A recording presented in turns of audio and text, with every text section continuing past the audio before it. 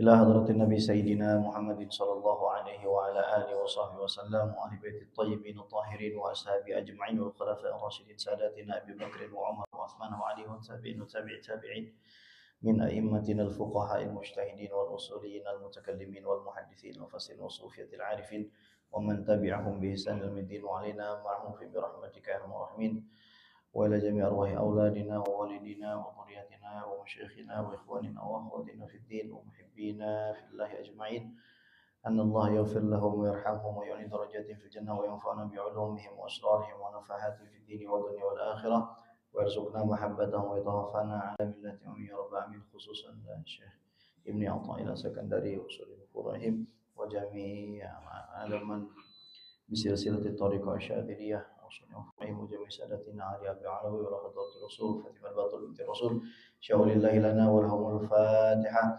أعوذ بالله من الشيطان الرجيم بسم الله الرحمن الرحيم الحمد لله رب العالمين الرحمن الرحيم مالك يوم الدين إياك نعبد وإياك نستعين اهدنا الصراط المستقيم صراط الذين أنعمت عليهم غير المغضوب عليهم ولا الضالين. بسم الله الرحمن الرحيم. Assalamualaikum warahmatullahi wabarakatuh. Alhamdulillah wassalatu wassalamu ala sayyidina Rasulillah sayyidina wa maulana Muhammad ibni Abdullah wa ala alihi wa sahbihi wa mawalah wa la hawla wa la quwwata illa billah. أشهد أن لا إله إلا الله وحده لا شريك له وأشهد أن سيدنا ونبينا ومولانا محمدا عبده ورسوله وصفيه الذي لا نبي ولا رسول بعدها ما بعد فنوينا التعلم والتعليم والتذكر والتذكير والنفع والانتفاع والإفادة والاستفادة والحث على التمسك بكتاب الله وسنة رسول الله ابتغاء لمرضات الله ووجه الكريم. اللهم فقهنا في الدين وعلمنا التأويل وجعلنا من الذين يستمعون القول فيتبعون أحسنه. اللهم أرنا الحق حقا وارزقنا اتباعه وأرنا الباطل باطلا وارزقنا اجتنابه وأدخلنا برحمتك في عبادك الصالحين. ربي زدنا علما وارزقنا فهما آمين يا رب العالمين. Para alim ulama, para hadirin, para sesepuh, para hujaj, wabil khusus segenap jamaah dan pengurus Dewan Kemakmuran Masjid Ar-Ridwan Pamulang, mudah-mudahan kita dan keluarga selalu diberikan kesehatan dan keafiatan, dimudahkan rezekinya, diangkat semua kesulitan dan penyakitnya, dikabulkan semua hajat-hajatnya dan diwafatkan kita dalam keadaan husnul khatimah. Kita sampai kepada hikmah lanjutan dari syarah kitab Al-Hikam dengan tajuk kitab Adwaqun Naqsyabandiyah fi Syarhil Hikam Ibni Athaillah. Cita rasa dari tarekat Naqsyabandiyah di dalam penafsirannya atas hikmah-hikmah Ibnu Athaillah. Imam Ibnu Athaillah ini wali min auliyaillah, salah satu kekasih Allah yang dimasyhurkan namanya oleh Allah. Dimakamkan di Jabal Muqattam di Mesir, dilahirkan di Alexandria.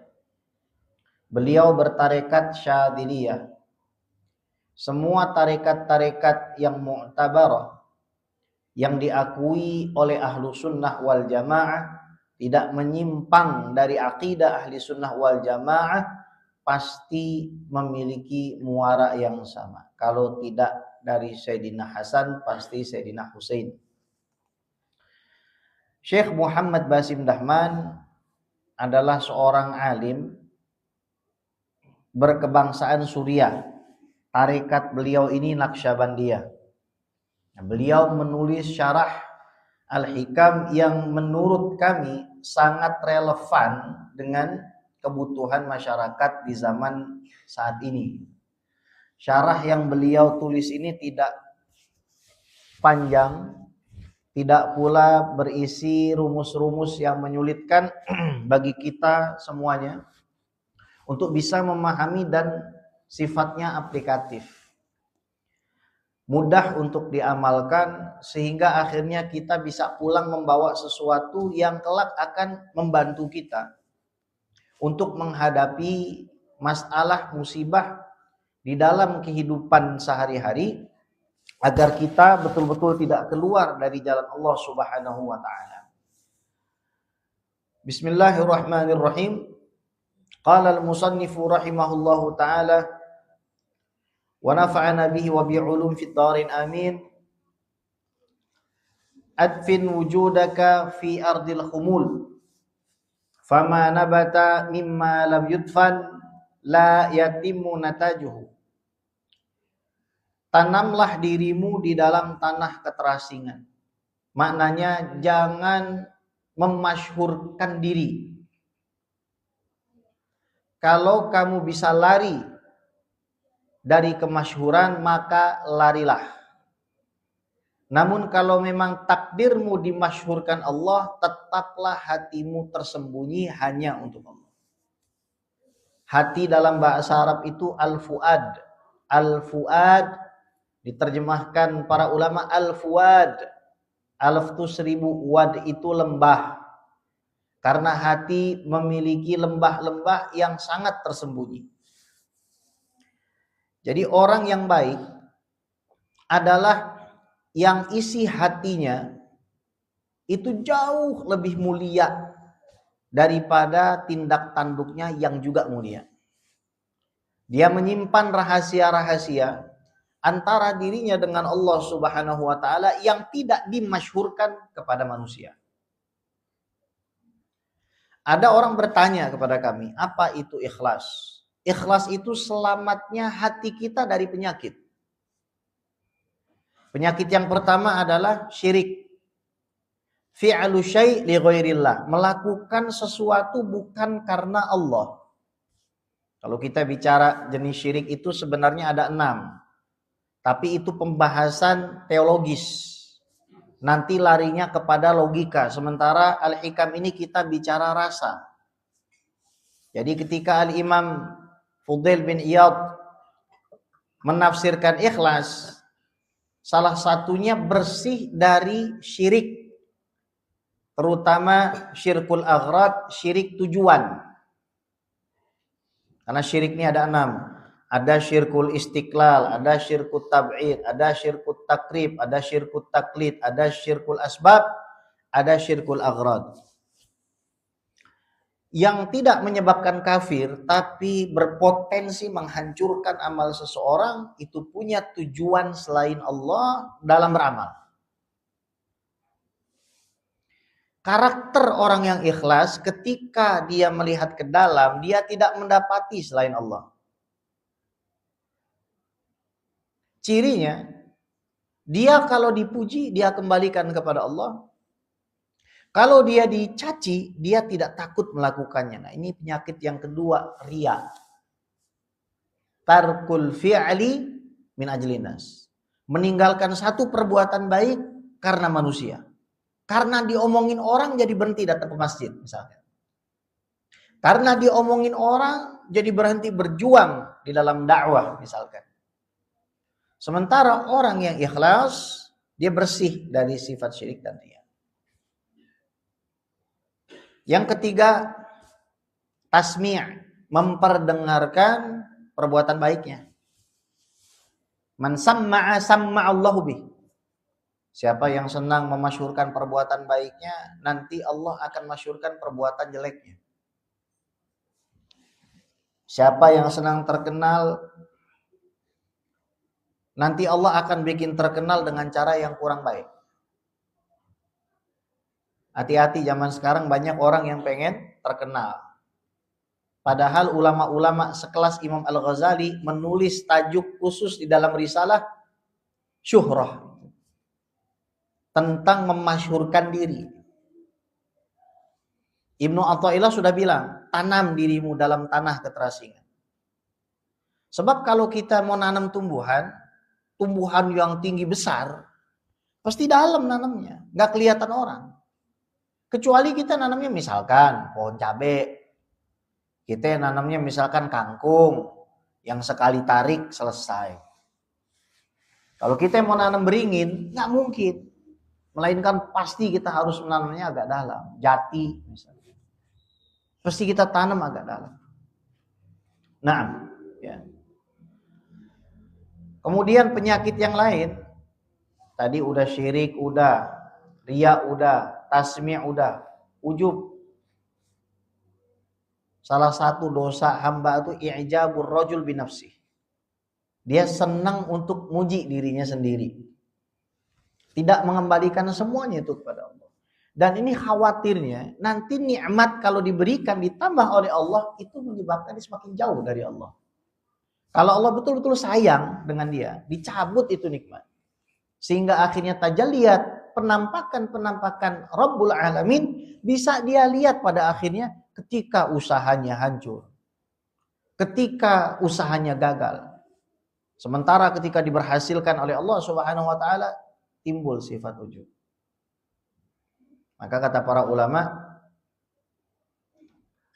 man ya'sillah ala ni'matin faqad tamanna zawalaha. Orang yang bermaksiat di atas nikmatnya Allah, sebenarnya dia sedang mengharapkan Allah mengambil nikmatnya itu. Orang yang bermaksiat dengan nikmat yang Allah berikan, sebenarnya dia sedang menantang bahasa itu. Menantang Allah untuk mengambil kembali dia punya nikmat. Zaman sekarang orang pengen banget terkenal. Zaman sekarang orang pengen banget dilihat. Tapi para ulama menyampaikan, Ibnu Athaillah menyampaikan, tanamlah dirimu ke dalam tanah keterasingan karena sesuatu yang ditanam tidak dalam tubuhnya tidak akan baik. Qala ta'ala, wa laqad uhiya ilaika wa ilal ladzina min qablika la in asyrakta la yahbatanna 'amaluk wa la takunanna minal khasirin. Az-Zumar 65. Dan telah kami wahyukan kepada kamu dan kepada orang-orang sebelum kamu, kalau seandainya kamu menyekutukan aku, maka semua amalmu akan aku jatuhkan, aku anggap tidak ada, dan kamu pasti akan aku golongkan masuk ke dalam golongan orang-orang yang rugi.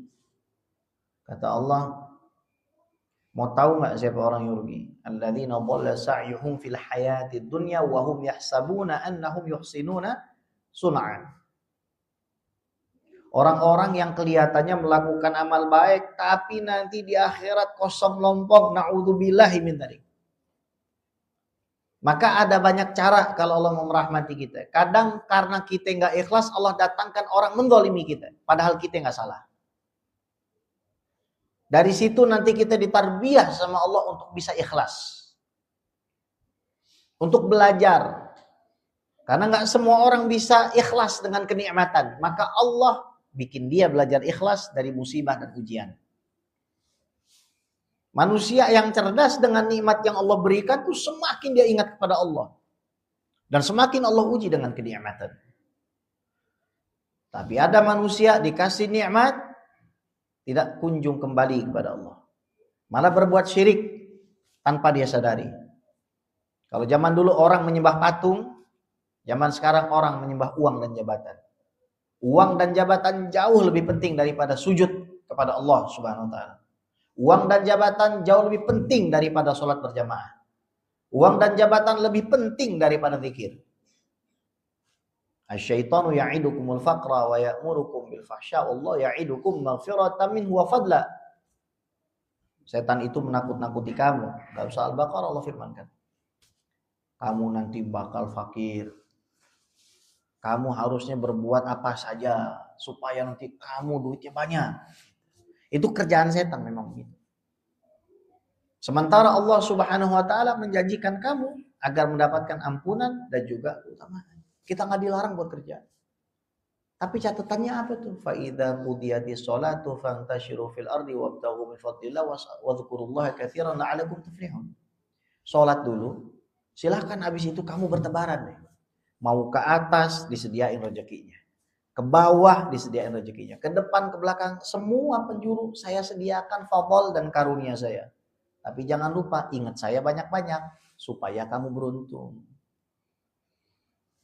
Jadi in the process Allah tetap mengajarkan kita untuk banyak zikir, banyak kita ta'alluq dengan Allah. Banyak kita betul-betul terikat dengan Allah Subhanahu wa taala. Karena hadirin, kalau kita mau lihat seberapa dekat kita dengan Allah, itu caranya cukup gampang. Kullama tasala infasala wa kullaman fasala ittasala. Setiap kali seseorang itu nyambung dengan Allah, maka harapannya akan putus dari makhluk. Dan setiap kali orang itu nyambung dengan makhluk, harapannya pasti putus dari Allah. Itu dijaminan tuh. Kalau kita duduk sama orang yang ngiming-ngimingi kita jabatan, yang ngiming-ngimingi kita uang, kemudian kita senang dengan hal itu, sejamin putus dari Allah itu. Tapi kalau orang tuh sikapnya biasa aja kepada manusia, terima kasih sewajarnya, kemudian hatinya selalu pasrah kepada Allah Subhanahu wa taala, tenang hidupnya dia. Jadi ketenangan as-sukun wa tuma'ninah kata para ulama itu tidak tergantung kepada keadaan yang ada di luar kita, tapi keadaan dalam batin kita.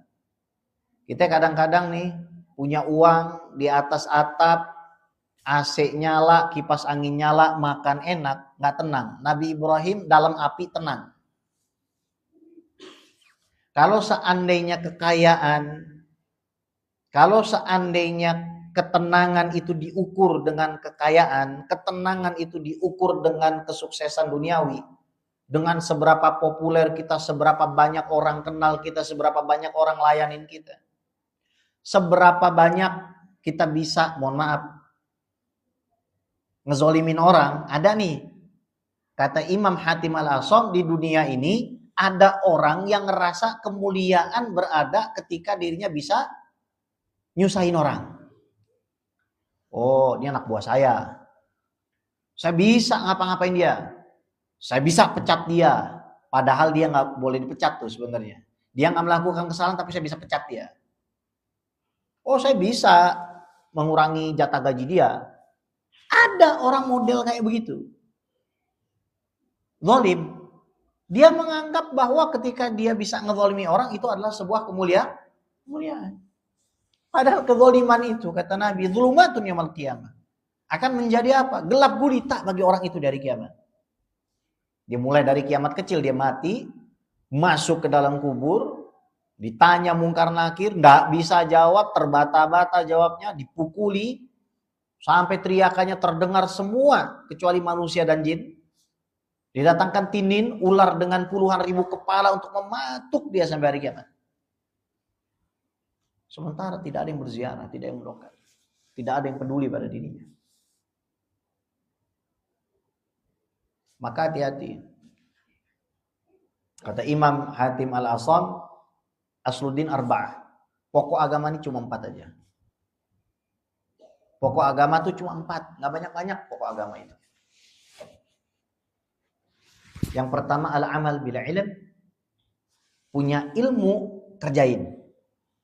Nggak usah ilmu kita sampai kelas usul fikih, qawaid fikhiyah, dhawabit fikhiyah, nggak usah sampai kita belajar hilah dan lain sebagainya, itu tugas ulama. Cukup kalau kita sholatnya udah bisa khusyuk, kerjain.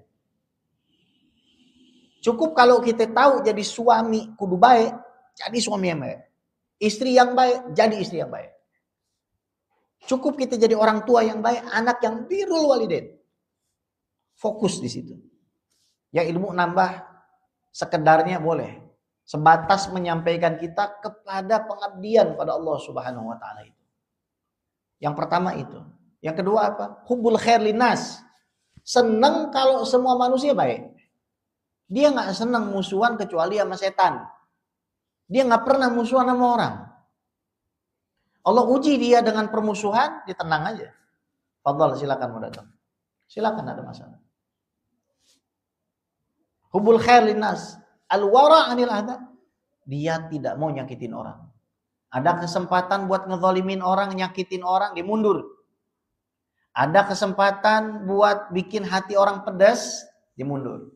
Dia nggak mau ngomong banyak. Diam dia. Al-ikhlas adalah 4 ini aja. Yang keempat ikhlas pada Allah Subhanahu wa taala. ngamalin ilmu, senang kebaikan bagi semua orang. Dia nggak mau tahu sama urusan sakit menyakiti. Ikhlas karena Allah. Ketika dia melihat ke dalam, dia tidak mendapati selain Allah. Dia ke masjid karena Allah, ngurus masjid karena Allah, ditenang hidupnya fokus. Dan itu nggak mudah. Itu tidak mudah. Kalau mudah, Imam Al-Hasan Al-Basri, seorang mujtahid mutlak pada zamannya, yang madhabnya sekarang udah punah, nggak akan ngomong ma'alajtu syai'an as'ab min niyati. Saya nggak pernah membenahi sesuatu yang lebih sulit. Bukan rumah yang sulit diberesin, bukan kendaraan yang sulit diberesin, niat saya yang paling sulit saya beresin. Itu ulama yang hafal minimal 400.000 hadis. Bilang paling saya susah ini benerin saya punya niat. Jadi ikhlas itu emang kagak gampang. Kalau gampang hadiahnya sepeda. Iya. Naam. Saudara yang dimuliakan oleh Allah. Qala ahaduhum. Sebagian para ulama ini berkata begini. Man ahabba dhuhura fahuwa abdu dhuhur. Siapa yang mencintai tampil, maka dia adalah hambanya penampilan. Ustadz itu akan diuji ketika di depannya cuma 3 orang masih ngajar apa kagak. Terus kalau misalkan dia lihat ada temennya, koleganya yang hadir 100.000 orang, dia iri apa kagak? Lah kalau misalkan nih timbul di dalam diri sang ustadz iri. Temen gua kalau ngajar yang hadir 500, kalau gua yang ngajar 5 aja udah syukur. Itu kalau sampai timbul dalam hatinya begitu, berarti dia ngeliatin murid. Sama, yang banyak juga begitu. Tuh, lihat. Kalau gue yang datang aja 500. Kalau dia yang datang, cuma 5 orang doang tuh yang hadir. Sama dengan yang datang ke masjid, cuma pengen dapat nasi kotak tuh. Saya mau tetap di Masjid Ar-Ridwan, kenapa?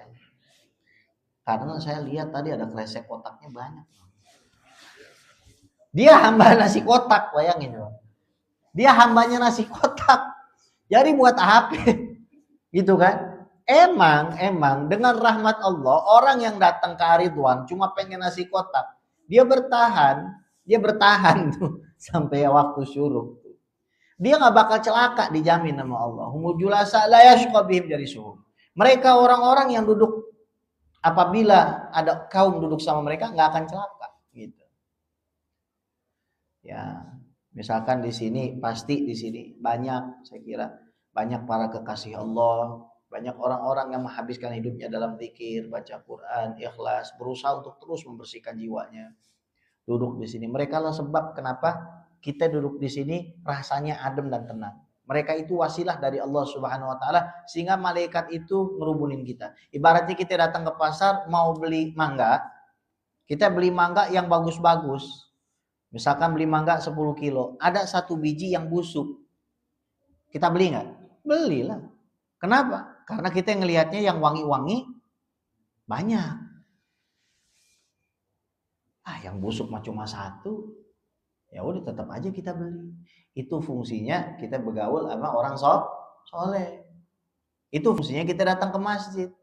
Biar kata seorang tuh naudzubillah ya Allah tutupin aibnya di ahli maksiat di luar, datang ke masjid Allah muliain. Nggak ada. Misalkan ada orang mabok datang ke masjid, emang digebugin, Pak? Emang malaikat ngadang di depan? Kagak boleh lu mabok. Nggak boleh lu datang ke masjid. Koruptor bangun masjid. Emang malaikat ngelarang? Lu jangan bikin, dibiarin aja. Kenapa? Tuh orang berusaha mencari jalan pulang kepada Allah. Biar kata habis itu ngembat duit rakyat lagi ya. Urusan dia dah. Ya. Waman ahabbal khafa fahuwa abdul khafa. Siapa yang sukanya ngumpet, berarti dia hambanya ngumpet gitu. Waman ahabballah kana indahu sawa. Dan siapa yang cinta kepada Allah, sama aja. Mau dia catat dimasyhurkan, mau dia dijatuhkan, gak berubah karena pandangan dia ada kepada ilahi anta maksudi wa ridhaka matlubi a'tini mahabbatak wa ma'rifatak. Wahai Allah, anta maksudi, engkaulah tujuanku. Kita kalau lagi nyetir, kita pasti ngelihatnya ke tujuan. Wa ridhaka matlubi, yang saya cari dari perjalanan ini adalah engkau sayang kepada saya, suka kepada saya. Tolong berikan kepada saya cintamu dan pengetahuan saya tentang dirimu. Nah, qultu, kata Syekh Muhammad Basim Dahman, fil bidayati la budda lil murid min ikhfa nafsihi wa ikhfa a'malih ka'annaha madfunatun tahtal ardi hatta yatamakkana al ikhlasu fi qalbi. Di dalam awal-awal seorang murid ini istilah orang-orang yang meniti jalan untuk sampai kepada ma'rifatullah yang hakiki. Dengan cara bermujahadah, memperbanyak puasa, memperbanyak diam, memperbanyak wirid, memperbanyak zikir, khidmah. Di awal-awal tolong sembunyikan dirimu. Zaman sekarang kebalik, Pak. Tobat pagi hari, kajian siang hari, malam hari jadi mufti. Tobat pagi, siang ikut kajian, yasinan tidak diajarkan Rasulullah. Malam Jumat, bapaknya yasinan, dibubarin sama dia. Allahu Akbar. Ada orang begitu? Ada. Anak berantem sama bapak, suami berantem sama istri. Suaminya kunut, istrinya kagak. Allahumma hdina fiman hadait, yang di belakang. Allah, di bid'ah suami gua nih. Iya. Ada yang sampai cerai. Gara-gara apa? Beda jalur katanya, servernya beda. Server beda, punya anak 3, server beda. Gimana itu kan? Punya anaknya 3, servernya beda. Kagak nyambung loh. Iya. Jadi ada aja orang begitu. Ya. Kata Syekh Muhammad Basim Dahman, kita yang masih awal-awal ini nggak usah memasyurkan diri. Kalau emang takdir kita kagak dikenal orang banyak, emangnya kagak cukup. Nanti mungkar nakir kira-kira kalau nanya apa? Kam follower bitaitak, kam atba, berapa follower itu? Perasaan kagak ada, Pak, dalam kitab manapun ya. Mungkar nakir nanya tuh paling man rabbuka, madza taqulu fi hadzal rajuli alladzi bu'itsa fika, siapa Tuhanmu? Apa yang kamu sampaikan, kamu katakan terhadap laki-laki yang diutus kepada dirimu, kan begitu. Enggak ada, berapa follower ente? Sehari kira-kira berapa likers? Nah, kalau misalkan di Ridwan misalnya bikin pengajian kayak begini disebarin, itu tujuannya juga kudu murni. Memang karena Allah. Ya silakan nanti misalkan mau diviralkan, mau dipotong-potong, tapi niatnya itu harus karena Allah. Jangan sampai viral gara-gara saya, jangan. Habis pahalanya. Dulu ada orang dia puasa 80 tahun. Iblis mau ngancurin pahalanya, dia gampang banget. Lagi ngantri mau beli daging, tiba-tiba iblis menjelma menjadi seorang laki-laki nyelak antrian. Berantem sama orang banyak. Ini si iblis pinter, nggak mau ngalah. Ya kita bayangin aja, orang pada ngantri, ya kan? Tiba-tiba ada orang nyelak begitu. Kita diem aja. Puasa 80 tahun masa kagak sabar kan begitu. Tapi tiba-tiba nih orang ngomong, saya harus duluan karena saya mau buka puasa. Nah, baru deh ente ngomong, ana yang puasa 80 tahun aja diem-diem aja. Nah, mantep, kena tuh. Iblis mah pinter, Pak. Gimana caranya biar pahala kita hilang? Didatengin orang ngeselin biar kita pamer sama pahala kita. Tujuannya apa? Biar kita nggak dapet yang baik. Iblis mah nggak mesti ngejorogin orang untuk maksiat. Iblis kadang cukup bikin orang capek ibadah kagak dapet. Nah, dia emang nggak maksiat, tapi sholatnya nggak ada yang diterima. Kenapa? Tiap habis sholat posting mulu. Nah, ya. Siapa yang cinta sama Allah ya tenang aja. Fil bidayah labud dalil murid min ikhfa nafsi wa ikhfa amalih. Seolah-olah amalannya itu adalah sesuatu yang dia kubur di bawah permukaan bumi, sampai ikhlas itu memang ada. Ya tadi, bersih dari penyakit, Pak. Dipuji tidak terbang, dicaci tidak tumbang. Biasa aja. Oh, kamu hebat ya, karena ada kamu pengajiannya rame. Kamu hebat ya, ketika kamu menjabat, kamu bisa begini. La haula wala quwata illa billah. Bukan saya yang hebat, tapi Allah. Saya bukan siapa-siapa. Kita semua bukan siapa-siapa. Tapi habis itu jangan posting, kita semua bukan siapa-siapa. Itu setan pinter banget zaman sekarang. Zaman dulu mah kagak ada handphone, orang susah banget pengen riak. Orang susah banget pengen riak zaman gak ada handphone. Teknologi makin canggih, Pak. Kelakuan makin jadi-jadian. Iya. Follower makin banyak, sahabat makin dikit. Follower banyak, Masya Allah, tabarakallah, Pak. Followernya banyak. Tapi teman kagak ada. Begitu lagi susah, kagak ada yang mau datang bantuin. Allahu Akbar. Ini bagaimana coba? Lebih baik mah kagak usah punya follower. Allah datangin temennya banyak. Iya. Habib Ali bin Abdurrahman Segaf Walid itu. Maula Tebet. Beliau itu nggak nyari viral. Tapi bawa kitab dari gang ke gang. Bawa kitab sampai ke banjiran. Yang penting mah orang bisa ngaji, bagaimana caranya. Zaman sekarang orang pengen ngaji mah susah amat gitu. Kalau ngundang harus ada janur kuningnya. Lah langsung kawin dia. Bagaimana? Kalau ngundang syaratnya harus ada kembang 7 rupa. Jin apa bagaimana itu? Kan? Walid nggak begitu. Sampai akhirnya sekarang kalau bikin maulid hari Jumat di bulan maulid tuh, itu yang hadir puluhan ribu, hari Jumat puluhan ribu, orang apa pada kagak kerja gitu kan. Puluhan ribu yang hadir. Orang kalau pakai salib datang ke Walid ya. Aneh waktu datang ke sana pertama kali ketemu sama Walid.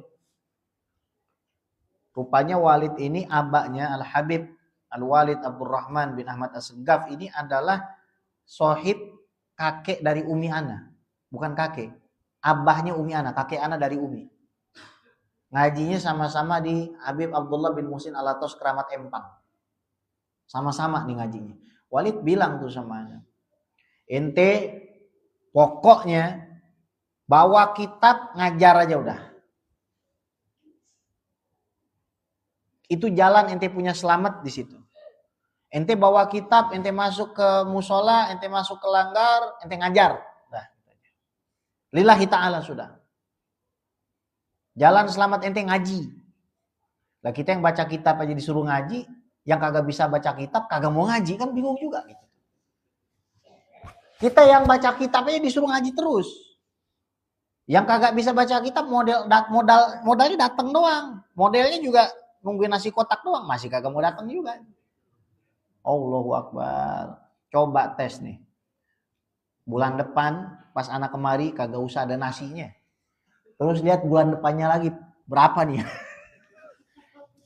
Anak yakin tuh soalnya tuh. Emang di mana-mana modelnya memang begitu. Kalau fikuli makan, setiap ada makanan sebut datang aja kan begitu. Masya Allah. Tapi insya Allah di sini kagak ada. Itu mah di sebelah sana, yang sana pindah dari sini tuh. Sama aja kan begitu. Di Australia modelnya kayak begitu juga, Pak. Ya Allah, Pak. Masjid belinya 1,2 juta dolar.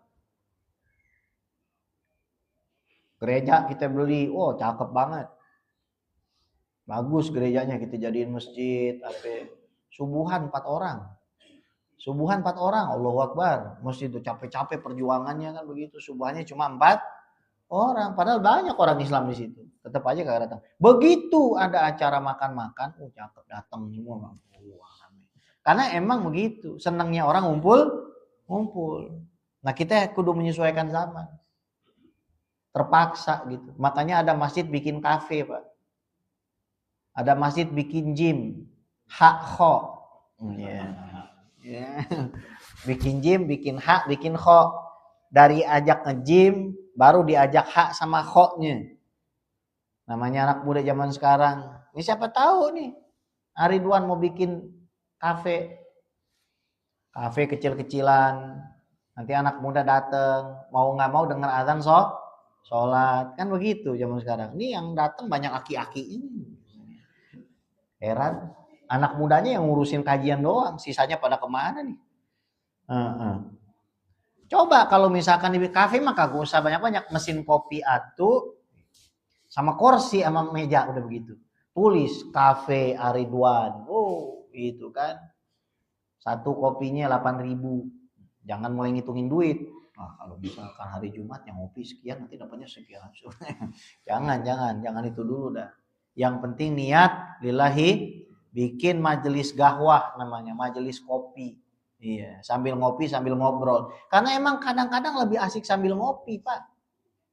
Majelasan itu bisa sampai subuh dari malam tuh. Tapi kalau pengajian model kayak begini, 5 menit udah begini. Disuruh nanem, dia tanam beneran, kepalanya tuh dia tanam. Tapi kalau misalkan kita duduk sambil ngopi, lama bener. Ini curhatan para penceramah juga, Pak, termasuk saya gitu. Kadang-kadang tuh Pak, kita diundang ceramahnya 1 jam, ngopinya 5 jam. Allahu Akbar. Iya. Kadang-kadang ada yang nyalain rokok gitu kan, nyalain shisha. Yaudah kita duduk situ aja. Tapi dikit-dikit nanti ngomong curhat. Ini masalah keluarga saya begini, Beb. Masalah istri saya begini, Beb. Ada orang begini, Beb. Bisnis saya begini. Mulai curhatan yang kagak bakal keluar. Lihat nanti kalau saya udah selesai ceramah. Ada pertanyaan, diem aja. Tapi lihat nanti kalau misalkan kita ngobrol. Wah, mulai keluar satu. Jadi orang zaman dulu modelnya begitu. Saya punya paman, punya khol dulu di Lampung berdakwah. Namanya Al-Habib Ali Ubaidillah. Habib Ali Ubaidillah ini matanya biru, Pak. Saya punya khol, kakak daripada saya punya umi, itu matanya biru. Tapi waktu di Lampung, beliau tuh cara dakwahnya makan singkong bakar sampai mulutnya hitam-hitam. Duduk ngemper sama orang. Makan singkong bakar, nanti orang tanya sholat. Bukan undangan model sekarang, diutuslah Haidar ke rumah Habib, guys. Beb, gimana caranya? Kalau zaman dulu mah kagak, singkong bakar duduk, makanya bikinlah majelis gahwah. Pertama, modal kursi, jadi ngomongin bisnis nih. Kagak. Ini supaya anak-anak muda banyak datang ke mas. Kursi aja 4, meja atuh. Kursi 4, meja atuh. Mesin kopi yang murah 1, bikin kopi. Yang pertama aki-akinya duduk tuh 4 orang. Terus ngajak anaknya, cucunya. 4 kali 3 berapa? 12. Berarti kursinya kurang.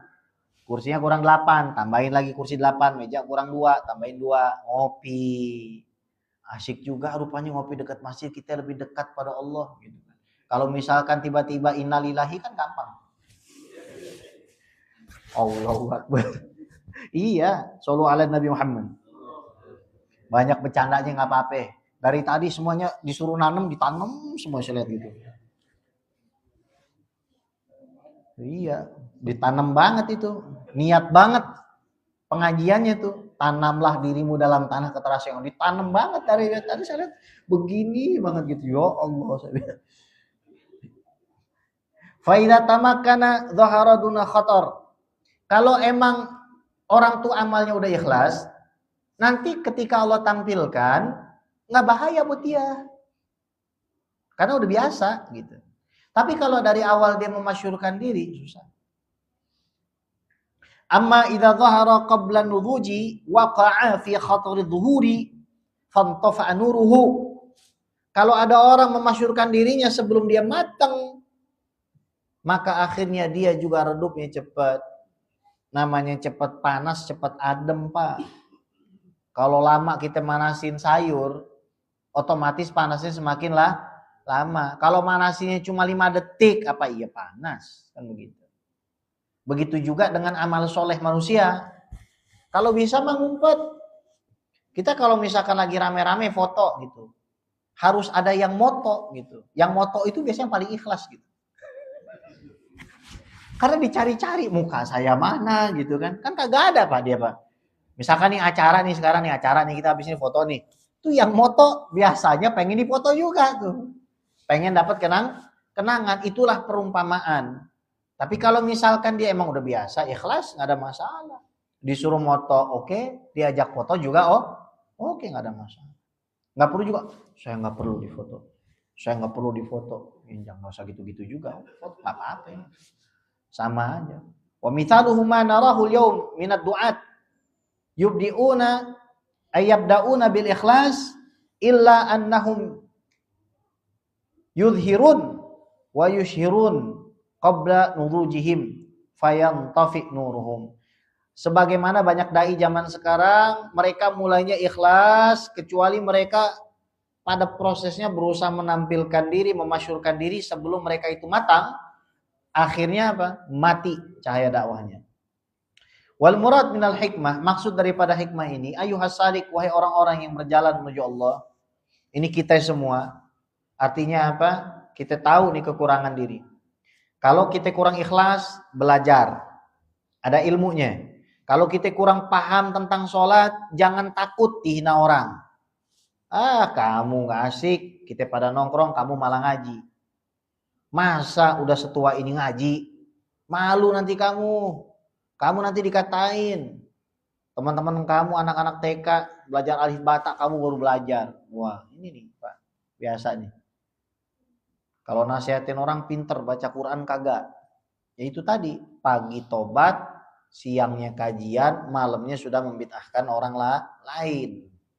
Nyalahin orang. Man katsura ilmuhu qalla ingkaruhu, siapa banyak ilmunya, dia sedikit ingkarnya. Siapa yang sedikit ilmunya, banyak dia ingkarnya. Ibda kama tabda al-baghrah ba'idan anil anzar. Wahai saudara yang berjalan menuju Allah, mulailah sebagaimana benih itu memulai jauh daripada pandangan. Kan ditanam jauh daripada pandangan. Mau nanam kurma, dalam Pak, diumpetin. Orang di luar nggak lihat. Coba kalau biji kurma dilemparin sembarangan, apa tumbuh? Kagak bakalan tumbuh, saudara. Kelihatan, habis itu ditendang orang. Kelihatan biji misalkan ditabur. Kalau nggak ditendang orang, dimakan sama binatang. Tapi kalau ditanam dalam, ikhlasnya dalam. Ini wallah, saya melihat masjid ini penuh berkah. Datanglah sholat duha ke sini. Malam-malam datang sholat tahajud ke sini, nggak apa-apa. Sholat duha datang kemari, sholat tahajud, atau sekedar pengen tahiyatul masjid dapat sunnah kayak Nabi. Kalau pulang dari perjalanan mampir ke masjid, sholat dulu 2 rakaat baru pulang ke dalam rumahnya. Ini masjid mungkin nggak gede secara kita lihat Istiqlal itu bikin ngos-ngosan jalannya. Ya, ini mungkin emang kagak segede Istiqlal, tapi di sini bisa lebih nyaman kita untuk apa? Beribadah. Wudu, tempat wudu situ udah bagus, bersih wudu. Oh, dikit pulang. Nggak niat memasyurkan diri. Kenapa? Karena kita datangin rumah Allah yang biasa dipakai buat ibadah. Rumah tuh emang kudu kita pakai buat ibadah juga. Cuma dalam titik awal, terus terang saya sampaikan, masjid itu adalah tempat yang terbaik untuk kita memulai merevisi, merevitalisasi kembali niat kita agar kita betul-betul bisa semangat di dalam beribadah. Karena di sini semua dipakai dari ujung ke ujung dipakai buat ibadah. Di sini kagak ada sudut manapun dipakai buat maksiat pada Allah, nggak ada. Terkadang dalam rumah tuh ada maksiat. Tapi kalau rumahnya Allah nggak ada maksiat. Bagi orang yang sulit buat ibadah, datanglah ke masjid.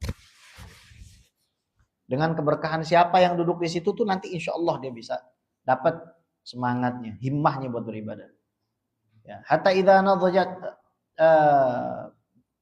budhratuka kharajat wa ambatat min kulli zawjin bahij. Nanti kalau misalkan tanamanmu itu udah tumbuhnya pun bagus. Diem aja. Belajar khusyuk, amalin. Oh, kita dapat ilmu bahwa Al-Imam Al-Marzabani mengatakan sholat itu untuk bisa full diterima butuh 4. Yang pertama syuhudul akli, akalnya dia menyaksikan, dia ngerti maknanya sholat. Yang kedua hudurul qalbi, hatinya hadir. Istihdharun niyah, karena Allah Subhanahu wa taala, lillahi taala. Tawajjuh hanya pada Allah Subhanahu wa taala. Sholat hanya untuk Allah. Yang lain saya tinggal. Dia paham bahwa dia dipanggil, diundang oleh yang punya alam semesta. Dan dia senang dengan itu. Dia bahagia. Kemudian khudu'ul arkan, rukunnya pas. Rukunnya pas. Khusyu'ul jawarih, anggota tubuhnya tenang. Akalnya ngerti, hatinya hadir, rukunnya pas, anggota tubuhnya tenang.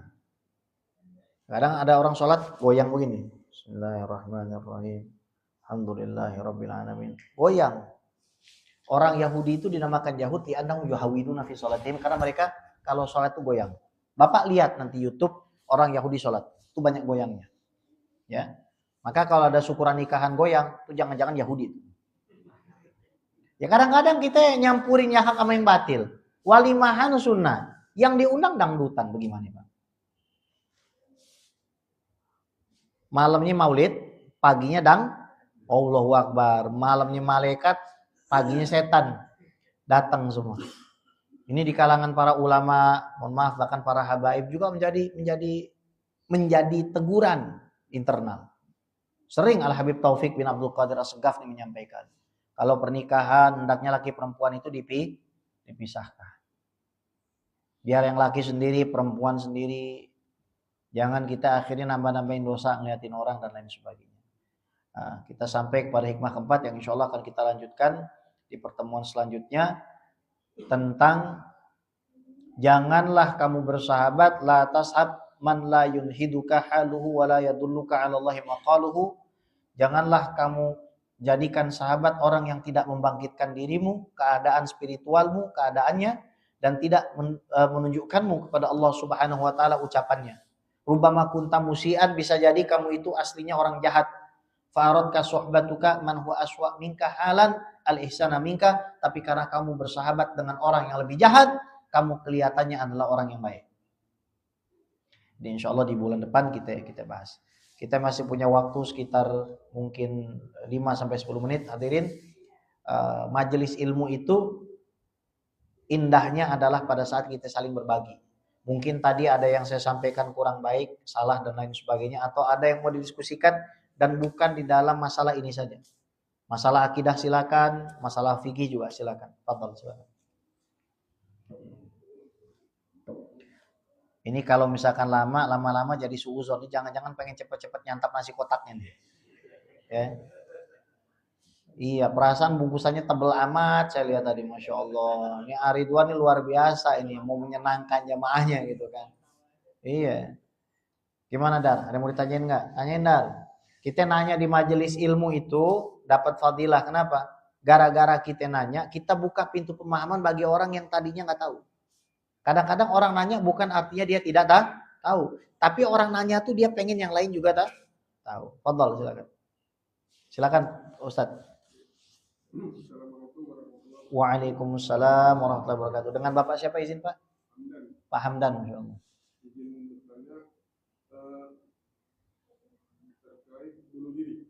Siap. Bunuh diri itu apakah memang pilihan manusia yang diambil oleh manusia atau memang sudah takdir Allah? Baik, makasih Pak Hamdan. Baik. Kita sebagai orang Islam, namanya rukun iman yang diajarkan sama Nabi yang paling sederhana. Wa tu'mina bil qadari khairihi wa syarrihi, dan beriman kamu kepada kekuasaan Allah dalam kategori yang kamu anggap baik ataupun kamu kategorisasikan sebagai sebuah kejelekan atau keburukan. Kamu harus beriman bahwa semua itu adalah putusan Allah.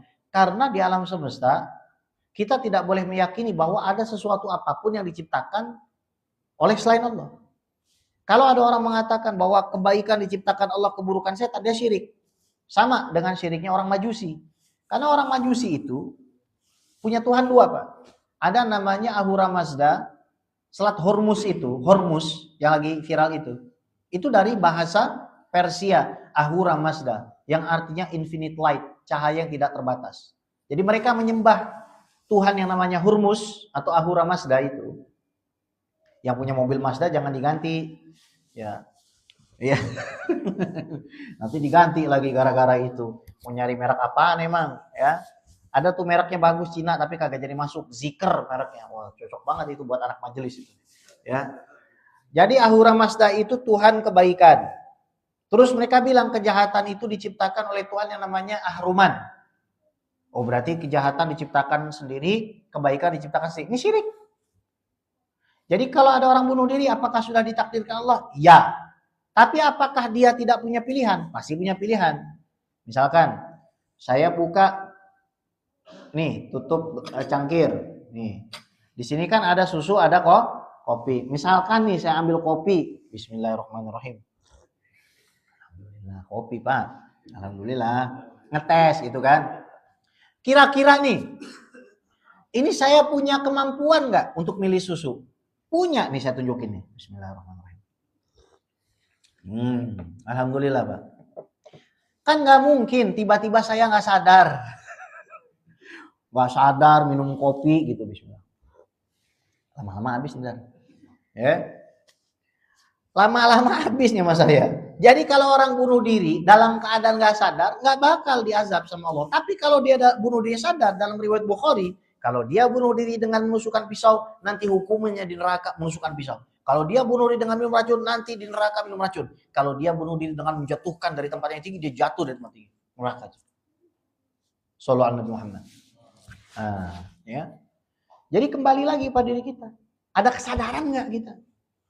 Makanya Allah gampangin. Niat aja dapat pahala. Niat berbuat jelek kalau cuma niat doang, nggak dilakukan, nggak dicari sebabnya, nggak dicari usahanya, nggak dapat dosa, Pak. Tapi kalau kita niat doang, ya Allah saya niat mau haji, dapat pahala haji. Kadang-kadang orang lupa sih. Haji nunggu duit, kagak. Haji mulai aja pakai niat. Tiap tahun kita haji bisa. Tiap tahun. Jangan niat doang tapi. Jangan niat doang. Ya, ada duit dipakainya buat yang lain. Ya kan, buat judol. Naudzubillah min dzalik.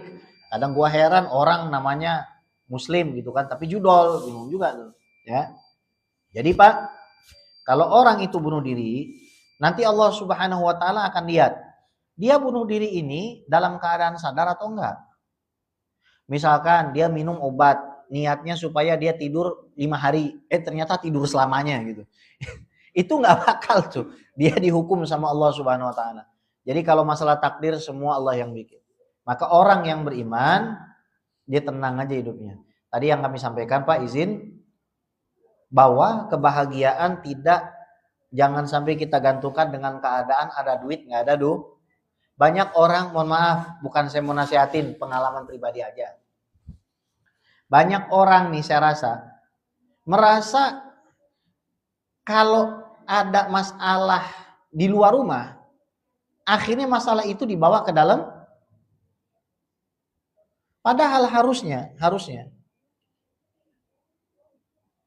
kita nikah sama seorang perempuan, kita punya anak.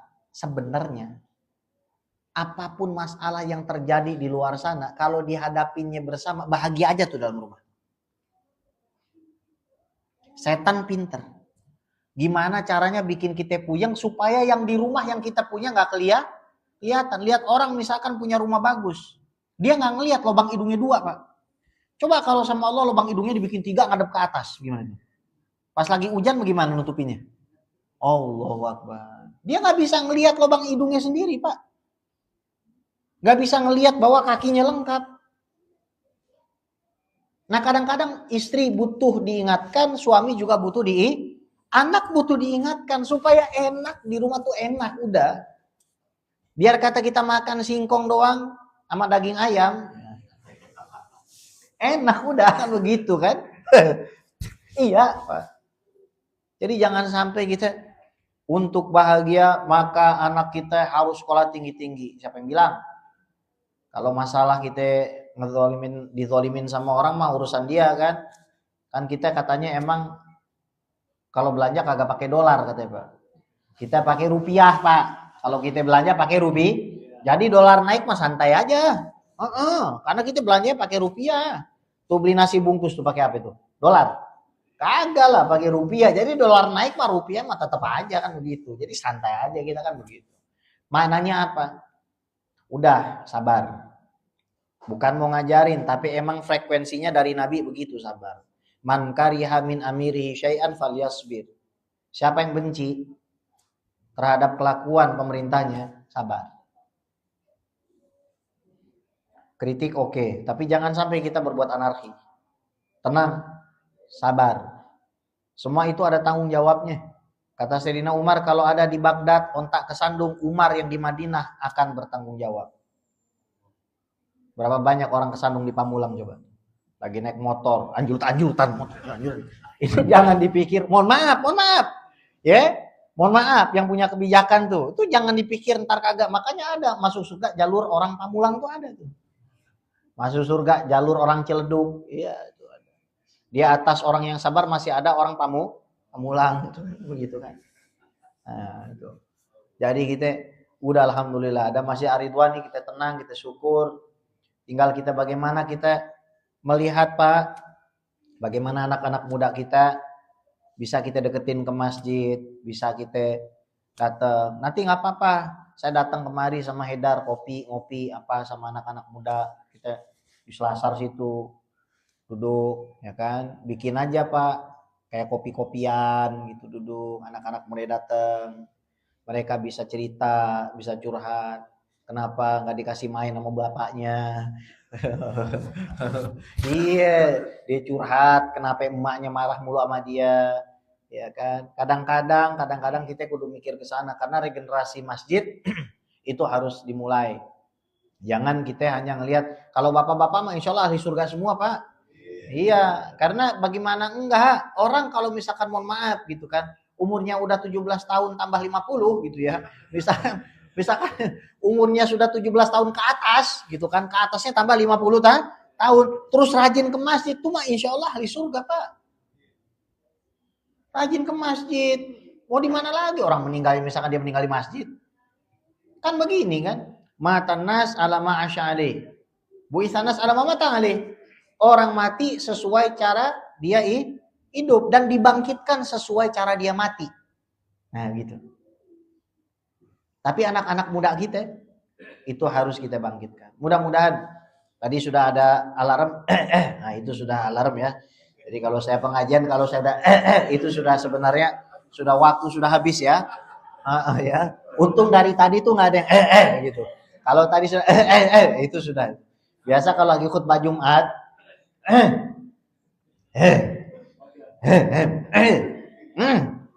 itu. Saya kadang-kadang pengen juga Pak, begitu Pak. Ada orang khotib 1 jam Pak, Allahu Akbar.